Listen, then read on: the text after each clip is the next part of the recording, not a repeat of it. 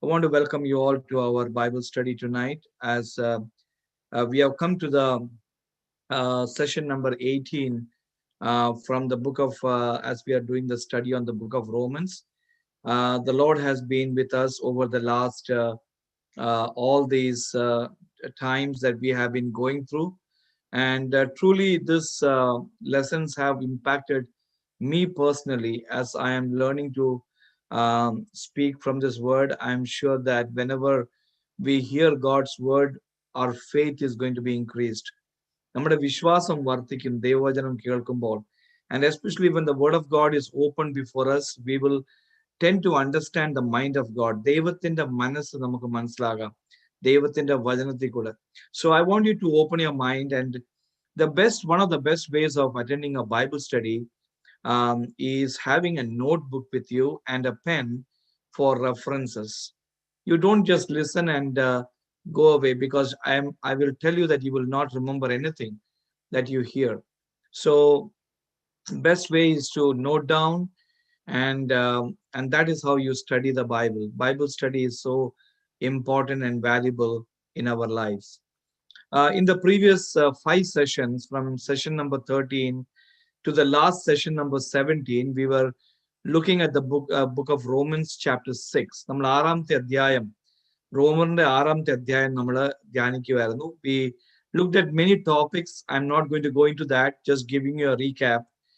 We looked at how we get a new identity in Christ, how through that we get a new power, we get a new mindset, we can understand our true condition, we understand who our master is and who we are serving. And also, last session we learned about how we can overcome sin in our life. So as we are looking to today, I want to speak today on the topic which is called how the Lord, how our Savior can free us from the law. ന്യായ പ്രമാണത്തിൽ നിന്ന് ദൈവം നമ്മളെ എങ്ങനെ മോചിക്കുന്നത്? Our relationship with the law of God. ദൈവത്തിന്റെ ന്യായ പ്രമാണവും നമ്മളുമായിട്ടുള്ള ബന്ധം എന്തുവാണ്? ഇന്ന് രാത്രികാലം ഇച്ചിരി ആഴമായിട്ട് we are going to go into that. So as we enter into Romans chapter 17. So as I'm speaking here, let me talk about a tool. We have different tools for different things. Maybe we have a hammer, we have a spanner, we have a plier, we have a scissor. We use different tools to achieve different results. In fact, if you go to somebody's craftsman, on his belt, there are so many different tools that he can pick up, he can use for different things, because the purpose of a tool usually is to fix something that is broken. But what happens if we are using the wrong tool to fix something that is broken? നമ്മൾ തെറ്റായുള്ള ഒരു tool എടുത്താൽ what happens? I'm sure it's one, there's a lot of hard work, then there's a lot of confusion in our life, and then we get into more trouble because we are not able to achieve the result that we want to have with the tool that we are using. Every tool has its purpose and has its limit. There is no such kind of a tool that we can use for every purposes. Now, I want you to think about God's law like a tool. ദൈവത്തിന്റെ ന്യായ പ്രമാണം. Think about it as a tool that God has given. What is the purpose of the law of God? What are the limits of the law of God? Now, if you ask an Old Testament believer, nothing is more precious than God's law. The Torah, the Torah that was given to Moses at Mount Sinai. For a Jew, nothing is more precious than the law of God. ദൈവത്തിന്റെ ന്യായപ്രമാണത്തെ പോലെ വിലയേറിയത് വേറെ ഒന്നുമില്ല. In the Old Testament, we understand that. And this was God's gift to Israel for the good of humanity, if you look at it one way. But when we study the book of Romans, it teaches that God is justifying both the Jew and the Gentiles apart from the law. So God is putting the law aside and he is justifying the Jew and the Gentile. So how can the Jewish Christians reconcile the law with the gospel? This is something very hard to understand. Many times we also become legalistic in our thought process. ചില നമ്മുടെ സംസാരം കേട്ടാൽ നമ്മൾ പഴയ നിയമത്തിന്റെ കാര്യങ്ങൾ ഉദ്ധരിക്കും. We speak about many things of the Old Testament as if they are still a part of our life. Now, being a Gentile Christian, how do we regard the law? നമ്മളെ ദൈവം ദത്തെടുത്തത്. We were not Jews. God crafted us into his kingdom. How is our looking towards the law? When we look at Romans chapter 7, what it is telling us is that God's law is good, but God never designed the law to save us. ദൈവത്തിന്റെ ന്യായപ്രമാണം ഒരിക്കലും നമ്മളെ രക്ഷിക്കാനല്ലായിരുന്നു ദൈവത്തിന്റെ മുൻവിധി, മുന്നുദ്ദേശം. God never planned the law that he gave to Moses to be our savior. Because the law, what it did was that it set Israel apart from the godless heathen people who are around them. God gave to his people, Israel, some high standards, we know, and those were the legalistic behavior. Who was trying to do something wrong, the law says that is not correct. And if you think about the law, God gave 10 commandments primarily with all the other Levitical laws to the Jews. When it came to the time of Jesus, the Pharisees had expanded the 10 commandments to 615 commandments. 615 നിയമങ്ങളായിട്ട് 10 കൽപ്പനയെ അങ്ങ് breakup ചെയ്തിട്ട് അതിൻ്റെ കൂടെ ഒത്തിരി കാര്യങ്ങൾ add ചെയ്തു, saying that this is all part of God's requirement. They missed the point and they tried to create so many laws for people. So what happened? These laws became a yoke upon the people. It became like a yoke that you put on an oxen. The law became a yoke that is for hard labor. So for godly Jews who wanted to keep the law, it became very hard. They were burdened with the law that they had to keep. And even those who broke the law, they also became burdened and weary. So the question is, how can our brokenness be fixed? Here is where Romans chapter 7 is giving a proclamation to both the lawful Jews and the law-abiding Jews, and also to the Gentiles who accept the gospel. If you look at the end of chapter 7, Apostle Paul is saying, റോമർ 7-ന്റെ ഒടുവിലത്തെ വാക്യങ്ങളോട് നമ്മൾ പോകുമ്പോൾ Apostle Paul is bursting out and saying, thanks be to God who always delivers me through Jesus Christ, my Lord. Thanks be to God. ക്രിസ്തു യേശു മൂലം എനിക്ക് വിടുതൽ തന്നു. എന്ത് വിടുതല തന്നത്? ന്യായപ്രമാണത്തിൽ നിന്ന് ദൈവം എനിക്ക് വിടുതൽ തന്നു. And as we think about that, I want us to open with that kind of a mindset to Romans chapter 7. If you have your Bibles, definitely please open to Romans chapter 7. We are going to read the first 6 verses. ഇന്ന് രാത്രിയിലെ ധ്യാനത്തിന് വേണ്ടി റോമർ 7-ാമത്തെ അധ്യായം അതിന്റെ ആദ്യത്തെ 6 വാക്യങ്ങൾ നമുക്ക് വായിക്കാം. Let me read first in English and then we will hear that in Malayalam also. Apostle Paul is saying here, or do you not know, brethren, for I speak to those who know the law, that the law has dominion over a man as long as he lives. For the woman who has a husband is bound by the law to her husband as long as he lives. But if the husband dies, she is released from the law of her husband. So then, if when the husband lives, she marries another man, she will be called an adulteress. But if her husband dies, she is free from the law, so she is no adulteress, though she has married another man. Therefore, my brethren, you also have become dead to the law through the body of Christ, that you may be married to another, to him who was raised from the dead, that we should bear fruit to God. For when we were in the flesh, the sinful passions which were aroused by the law were at work in our members to bear fruit to death.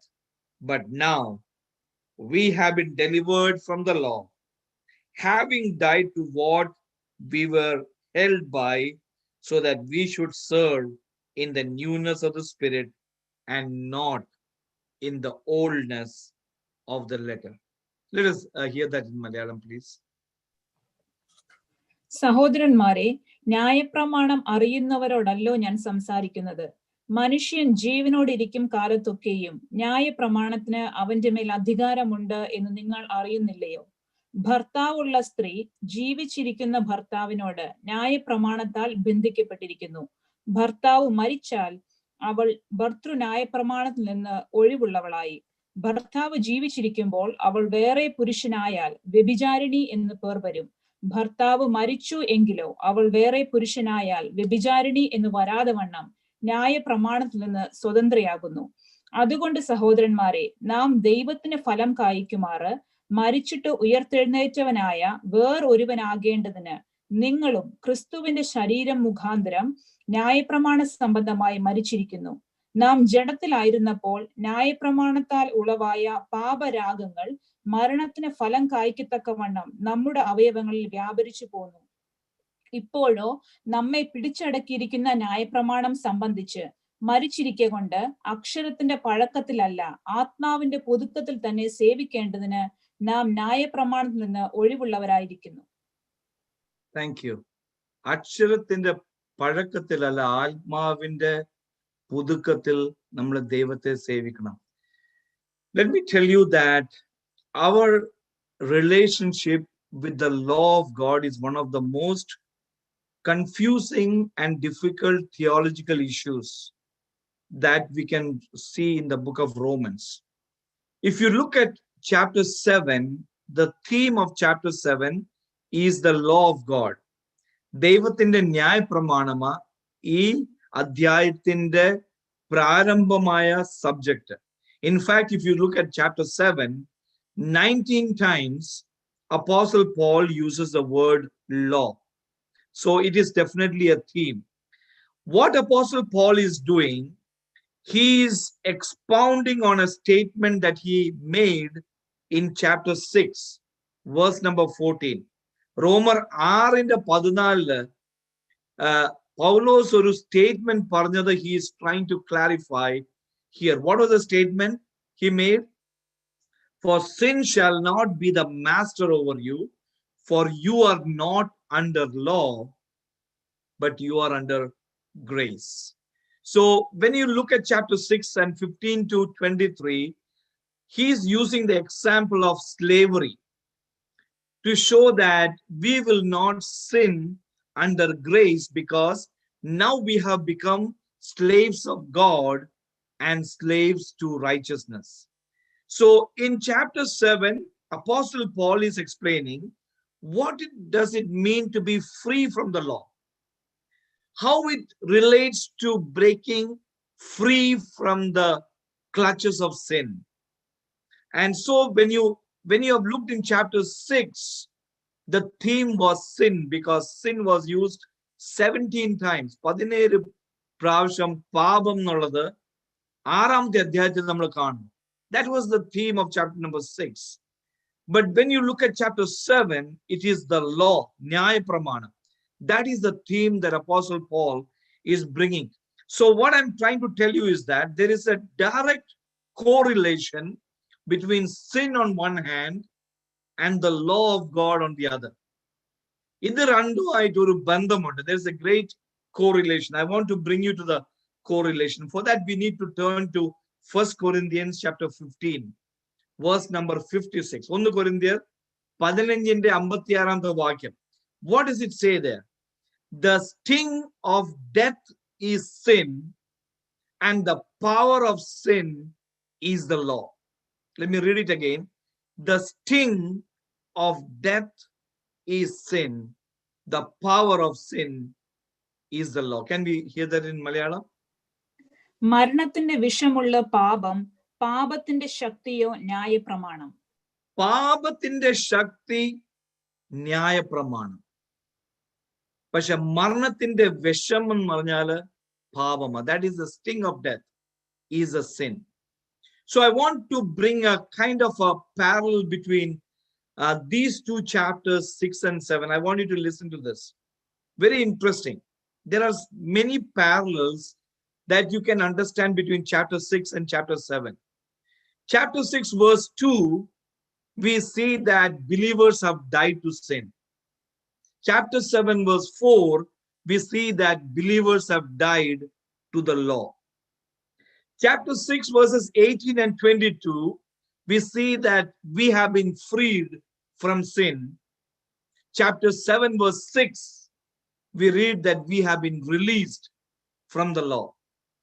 Chapter 6 verse 4, we read that we walk in the newness of life. Chapter 7 verse 6, we read that we serve in the newness of the Spirit. Chapter 6 verse 8 to 11, we read our victory over sin is tied with our union with Christ in his death and resurrection. Whereas in chapter 7 verse 4, we see that our release from the law and its sin arousing power is because we have now joined to the crucified and risen Lord and Savior Jesus Christ. So in order to gain a consistent victory over sin, we have to look closely into chapter 7 as Apostle Paul is explaining the purpose of God's law and our relationship to God's law. ദൈവത്തിന്റെ ന്യായ പ്രമാണത്തിന്റെ purpose എന്തുവാ, നമ്മളുമായിട്ടുള്ള relationship എന്തുവാ, ദൈവത്തിന്റെ ന്യായ പ്രമാണം. You know, he was living in a time where the Jewish thinking was totally opposite to what Apostle Paul was writing. So they would say that the law was given to make us holy. ന്യായ പ്രമാണം നമുക്ക് തന്നത് നമ്മൾ വിശുദ്ധരാകാൻ വേണ്ടിയാ. But Apostle Paul says the law served to arouse us to sin. നമ്മളെ പാപത്തിലേക്ക് നയിക്കാൻ വേണ്ടിയാ ന്യായ പ്രമാണം നമ്മൾ കാണുമ്പോൾ that is what it is leading out to. So when we see the book of Romans, the first 5 chapters, ആദ്യത്തെ 5 അധ്യായങ്ങൾ റോമറില് Apostle Paul makes it very clear it is impossible to be justified by keeping the law. No way we can be justified by keeping the law. Now he is showing in chapter 7, it is impossible to be sanctified by keeping the law. നമ്മൾ ന്യായ പ്രമാണം വെച്ചുകൊണ്ട് നമ്മൾ വിശുദ്ധി പ്രാപിക്കത്തില്ല. Believers have to be very clear of the word of God. Many times the preachings of different people have confused the New Testament believers and not understanding the difference of the Old Testament law and the freedom that we have received through Christ. But I will tell you from all aspects our relationship with the law. In fact, when you understand here, you know, the law many times become a hindrance to our sanctification. You know, the law is unable to sanctify us. So what do we do? What is the solution for that? The solution is death. Marnamadinde solution. All who are in Christ are dead to the Mosaic law, and we are free to belong to Jesus Christ, our Savior. So when we belong to Jesus, we are set apart by growing in his likeness. That is called sanctification. That requires the power beyond the limits of the law. So I want us to look into the arguments that Apostle Paul makes. I want to first of all give a kind of an overview of chapter 7 before we go into each of the verses. So if you look at chapter 7, it can be divided into three sections. So verses 1 to 6, Apostle Paul says that we are no longer married to the law. A death has taken place. We are joined with Jesus Christ so we might bear the fruit for God. So that would raise a question. Then is the law sin? ന്യായപ്രമാണം പാപമാണോ എന്നുള്ള ചോദ്യമോ വരുന്നത്. So that question Apostle Paul is answering in the next section. Chapter 7 verses 7 to 12. Apostle Paul says, no, law is not sin. The law is holy and good. We are the problem. When our sinful nature comes in contact with the law, it does not obey. Rather, it is aroused to sin against God. And then in the latter part, in verses 13 to 25, Apostle Paul shows that there is a battle inside that we have with the law that is inside of us. This is a very difficult and controversial subject. And brothers and sisters, if you can understand this theology of what we are going through, I am telling you that we can be a victor. We can be an overcomer over sin in our life. And this is so important for each of us. So when we come to verse number 1, Apostle Paul is making a statement that the law has control over us as long as a person is alive. And what do you think about that? It makes the law for the living.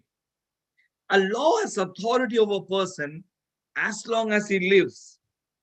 As long as we are alive, we are subject to the laws of the country. Imagine physically, we live in the United States today. Tomorrow, when you die, we are buried. The law of the state or the country does not have any rule over us. That is exactly on the spiritual terms. As long as we are alive, we are subject to the law of the land, of the country. But when we die, the law has no control over us. Then we come to verse number 2 and 3, where Apostle Paul gives a kind of an illustration of a woman who is bound to her husband as long as he lives. He's not giving a theory about divorce and remarriage. Let's not take that. Many times we twist the word of God to take into different aspects. Apostle Paul is not coming into that. He's giving an example of a woman who is married to a man. He is making a point by this example. The law has jurisdiction over the living, but not over the dead. When we die, we are not under the law. And in verse number 4, so what happens here? When we have died, how did we die? We died to our sin, and we have a new relationship with Jesus Christ when we accept Christ as our Lord and Savior. And with that new relationship, we have literally died to the law, and we have a new relationship in Christ. And that's what it says in verse number 3. So God has freely justified us when we have faith in Jesus, who died to the law that is for sinners. And this is something very important for us to understand. When we come to verse number 4, Apostle Paul says we died to the law through the death of Christ. And now we are remarried to Christ in order to bear fruit for God. We have a new relationship. And the relationship should bear fruit in our life. What fruit? The fruit of righteousness. നീതിയുടെ ഫലം നമ്മുടെ ജീവിതത്തിൽ Every day we have to produce. When God initially created man, he said, be fruitful and multiply. That is in effect in our lives when we are in Christ and we are fruitful in his presence. And then when we come to verse number 5 and 6, the verse number 4, Apostle Paul is explaining in two different aspects. First, he explaining it negatively in verse number 5, and then he explains it positively in verse number 6. So verse number 5, Apostle Paul is saying in chapter 7, we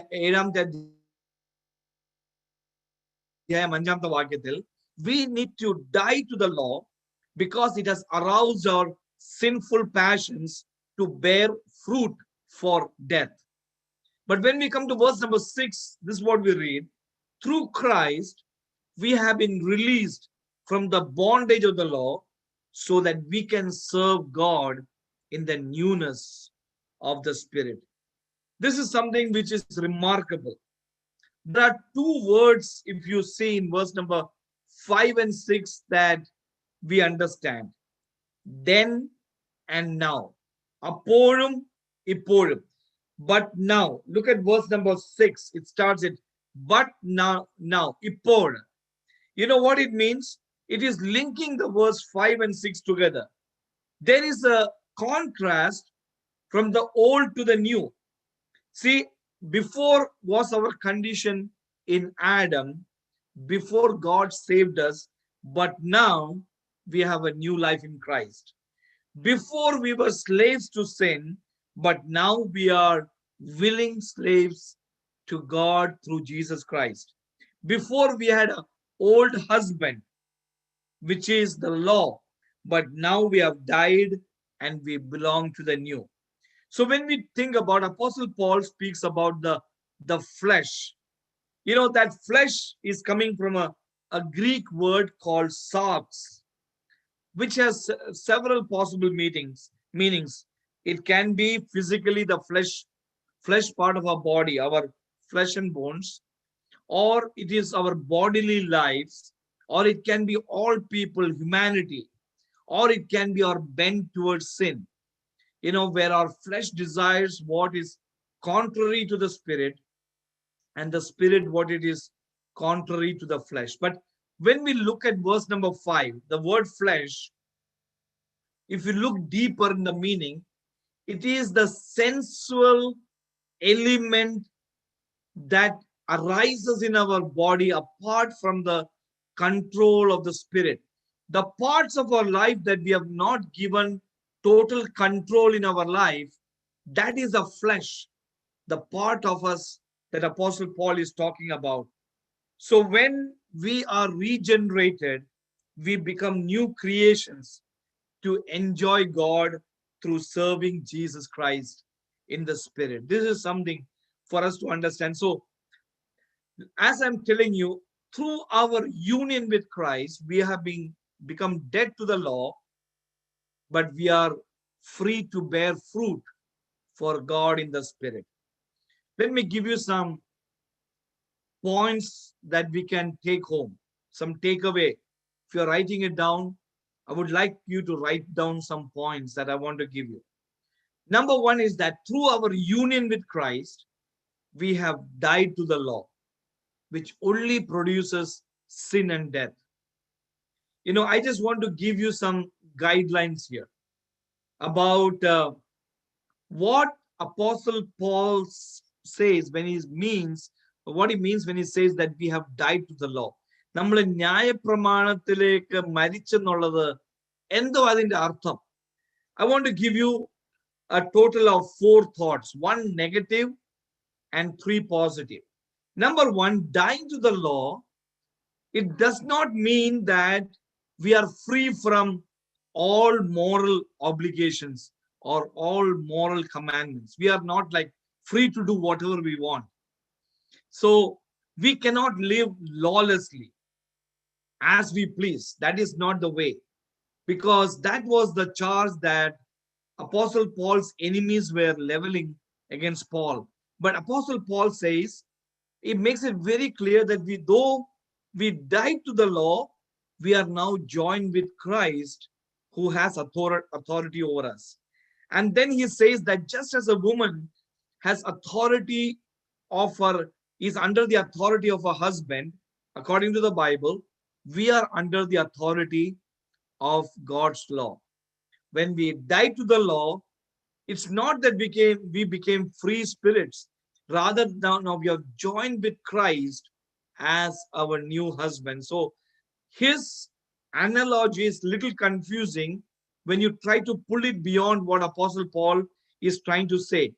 But in verses 2 and 3, Paul is saying that the woman, when the husband dies, the woman is free to remarry. The application of that is in verse number 4, is that it's not the husband who dies, but rather the wife who dies to the law through Christ. So by implication, she is raised from the dead so that she can be one with Christ who has died and raised us from the dead. And this is basically the thought process of what Apostle Paul says. So he's making a point. When we are identifying with Christ in his death and resurrection, we are dying to the law so that we are legally free to be joined to Christ.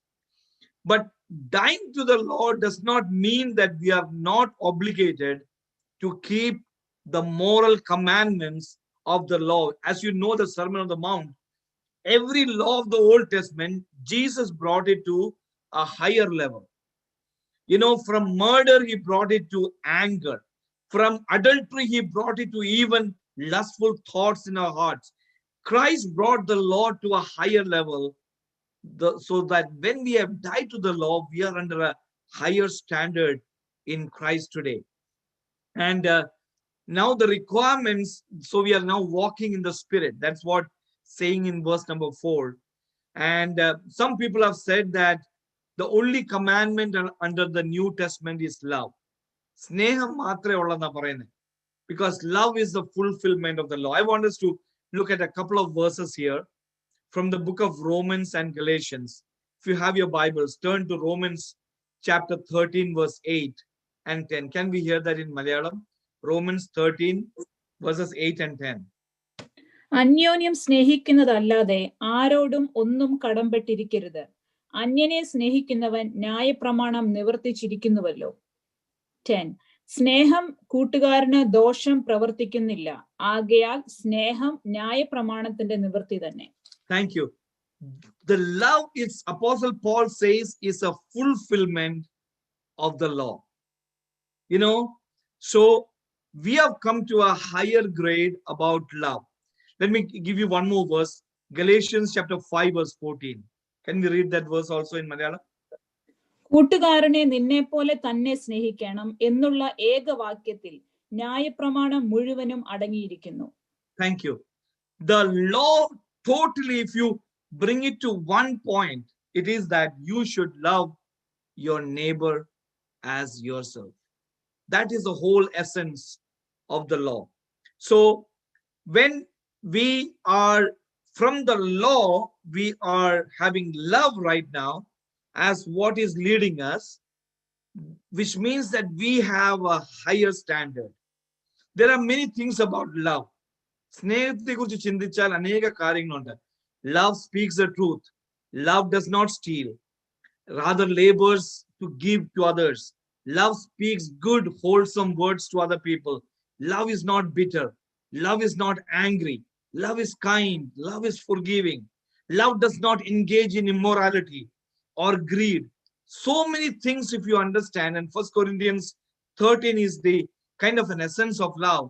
That is a love that should reign in our hearts. We have died to the law, but we have been raised to a standard to be loving people and loving God. And so never be mistaken to think that because we are dying to the law, we don't have an obligation to obey the moral commandments. Let me come to the next point. Dying to the law means that now we are free from the demands of the law as an impersonal system to approach God. The law was not a personal way to approach God. It was an impersonal way how we will approach God.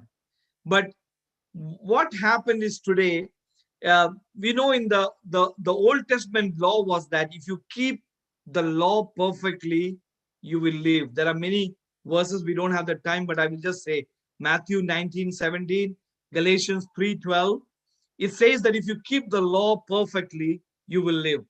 The problem was that that system under the law actually brought a curse rather than a blessing, because nobody could keep the law perfectly. ആർക്കും ന്യായപ്രമാണം പൂർണ്ണമായി വെക്കാൻ ഒത്തില്ല. They could not. And so it became a curse instead of a blessing. Galatians 3:10 speaks about that.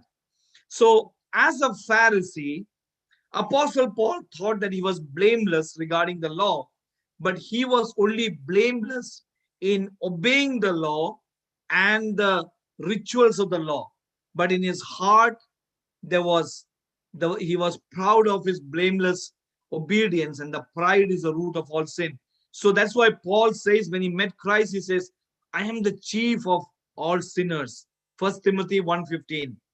So dying to the law means that we do not approach God by an impersonal system of performance where we have to earn a right standing with God.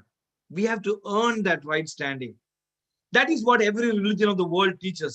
You have to do good to earn the favor of God. Even Christians try to do good. But we see that God is justifying us by grace through faith alone. And that is the core of the saving faith, is to know Jesus Christ. Examples you can see Romans chapter 4 verse 5 and Philippians chapter 3 verses 2 to 10. Lack of time, we are not going to read those verses. But the core of our faith is to know Jesus Christ. And so the point of Apostle Paul in Romans chapter 7 is that not only we are justified by grace through faith, we are also sanctified in the same way through faith. We see that in Colossians chapter 2 verse 6. Let me come to the third point here. Dying to the law means that we are freed from the condemnation of the law. The law kills. The letter kills. The day when God gave the 10 commandments, never forget, 3,000 people were killed at the foot of the mountain. But when God gave the New Testament grace upon the church through the pouring of the Holy Spirit, 3,000 people were added to the church. The law kills. The grace of God gives life. The Spirit gives life, because the law was holding us under bondage. It was putting us under a curse because nobody could obey the law perfectly. Last Sunday, you heard about that young man who said, I've kept most of the law, but he could not even perfectly keep the law, because that was not how we can really follow after Christ. In fact, it was a yoke over the people. When you read Acts 15 verse 10, Apostle Pravarti 15:10, Apostle Peter refers to the law as a yoke that neither our fathers nor we were able to bear. ഒരു വലിയൊരു yoke പോലെയായിരുന്നു. Nobody could, because it made us all accountable before God. No one was justified by the law. The law, because it brought the knowledge of sin. പാപത്തിന്റെ ആ knowledge. You know what Eve wanted from Satan, who gave him to know good and evil? The law brought that knowledge of sin and put us under the wrath of God. It increased our transgressions, held us under the reign of sin and death, and attempting to be right before God was dooming for failure. It was an impossible standard of holiness. That is why it is a beautiful thing that Christ has redeemed us from the law and we are justified by faith. Finally, I will also say that dying to the law means we are free to be from the inability of the law to produce obedience. the law can only save, but it cannot make us obey. ന്യായപ്രമാണം നമ്മളോട് സംസാരിക്കും, പക്ഷെ നമ്മളെ കൊണ്ട് അത് അനുസരിപ്പിക്കാനുള്ള ആ ഒരു ബലം നമ്മുടെ ഉള്ളിൽ അത് തരാൻ ഒക്കത്തില്ല.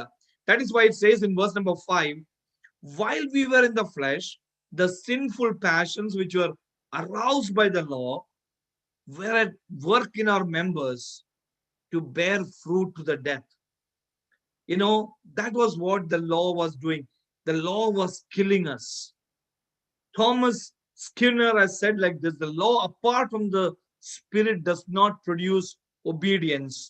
The law apart from the Spirit does not save but kills.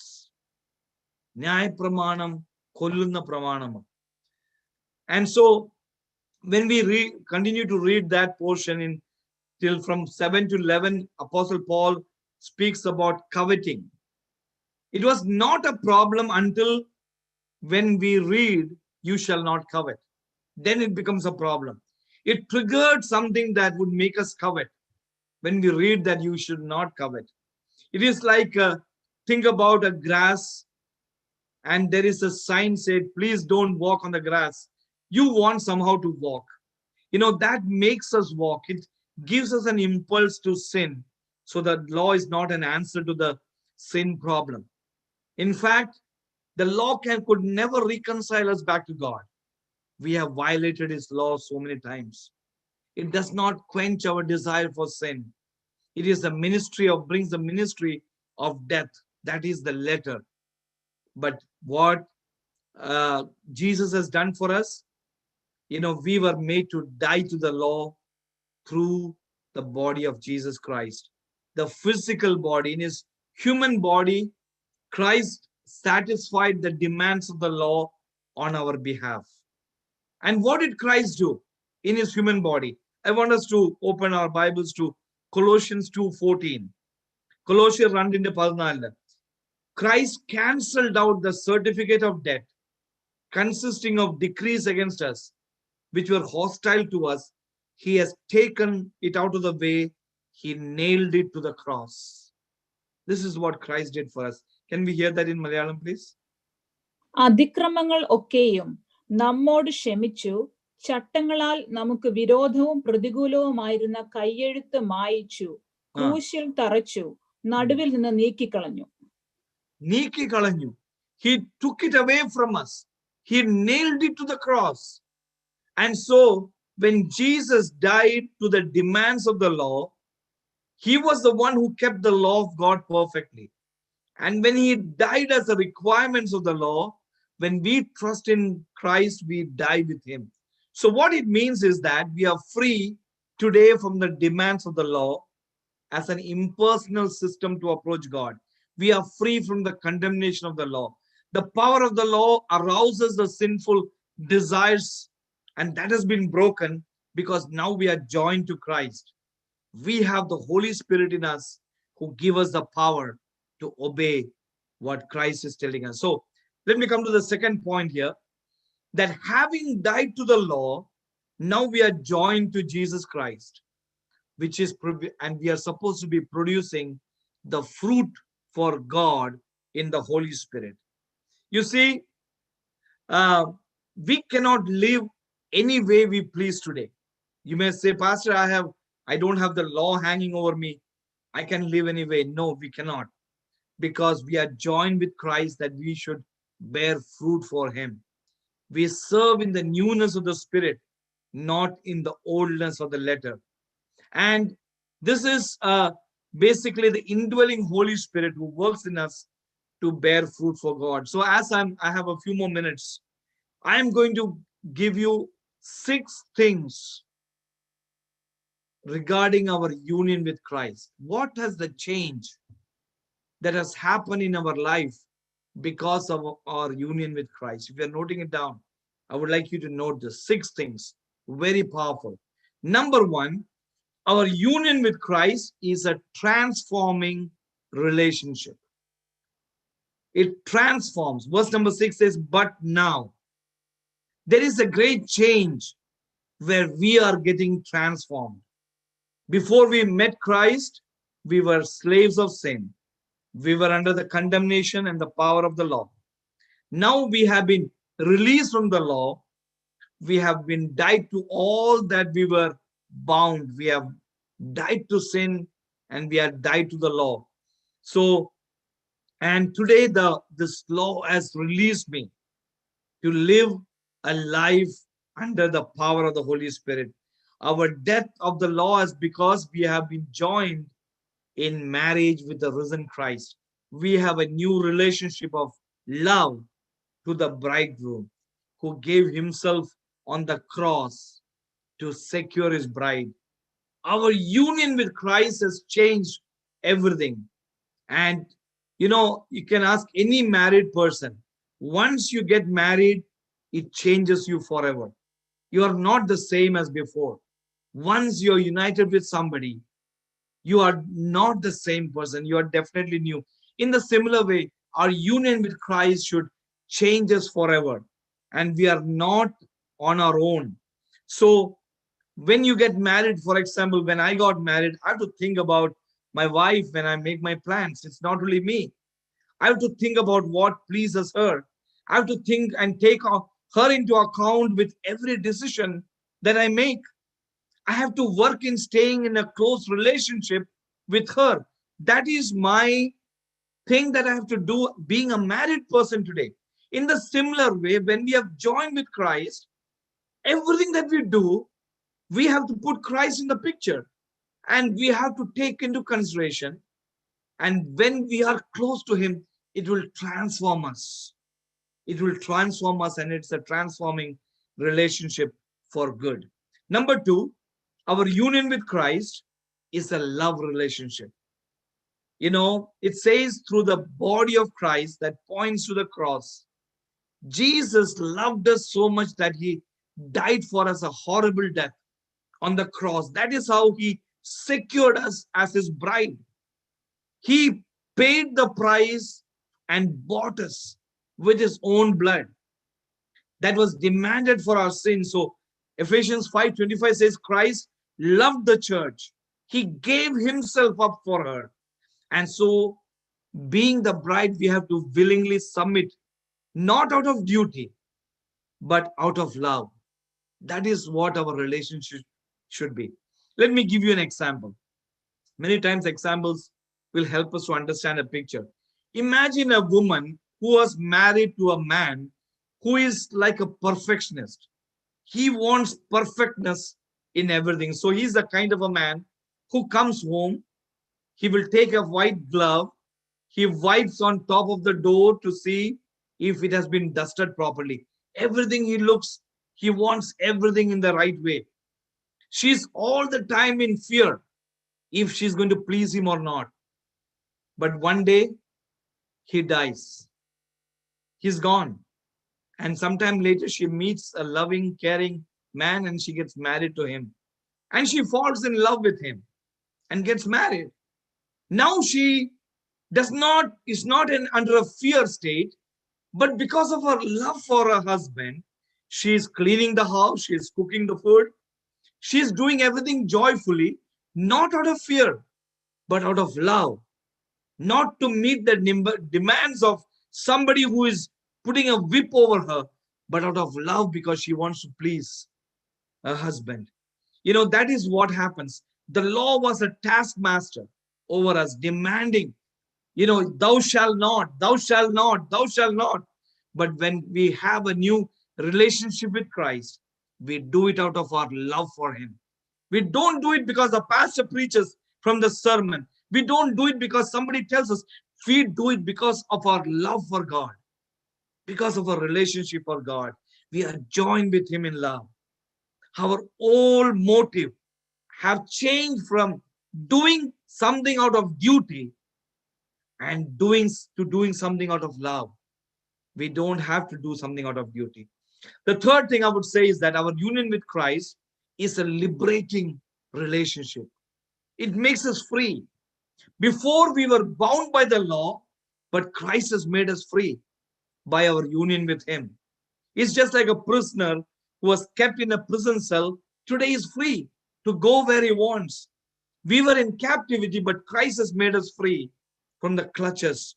And when we are free, we should not use our liberty to go back into doing sin, but walk in the newness of life. Fourth is our union with Christ produces it's a fruitful relationship. The reason we are joined with Christ is that we will bear fruit for God. ദൈവത്തിന് വേണ്ടി നമ്മൾ ഫലം കായ്ക്കണം. ദൈവമക്കളെ, നമ്മുടെ ജീവിതത്തിൽ കൂടെ ഫലം ദൈവത്തിന് വേണം. Today morning in my devotion, I was reading about Jesus who passed a fig tree, looked for fruit, there was no fruit, and he said, let there be no more fruit in you. And then it says the tree withered. And the disciples were amazed. Why is the tree kept on the ground? To bear fruit. What is the use of all the branches and the leaves and everything if there is no fruit in a tree? Today, God is looking for fruit. When we serve God, the fruit of righteousness should be coming out. Our life should produce the fruit of the Spirit. We all know the 9 fruit of the Spirit, starting with love. Galatians chapter 5, verse 22 and 23. If we are not producing the fruit of God, we are not fulfilling the purpose by which He has saved us. The fifth one is that our union with Christ is a powerful relationship. This union helps us to obey. Christ has given the Holy Spirit in our heart to empower us to overcome over the sin.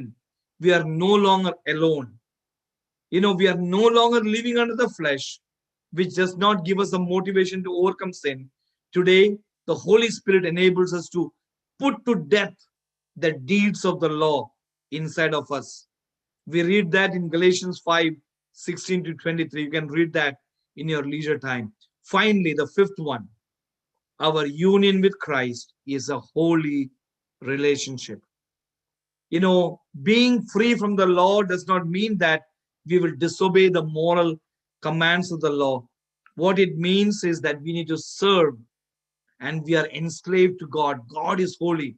When we are joined with Him, we have to be holy, and we have to be a slave of righteousness, and that is our freedom.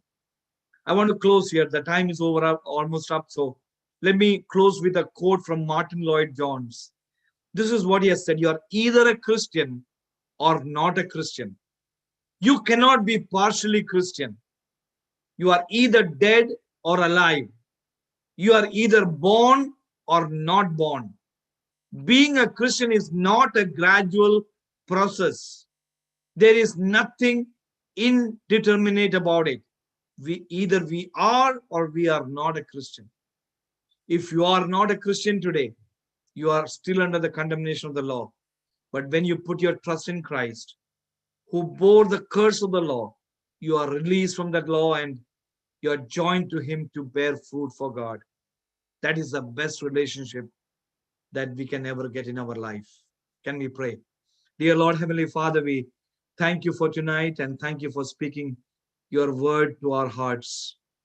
Lord, I don't know the true condition of everybody who have heard this word from you tonight, but I pray over them.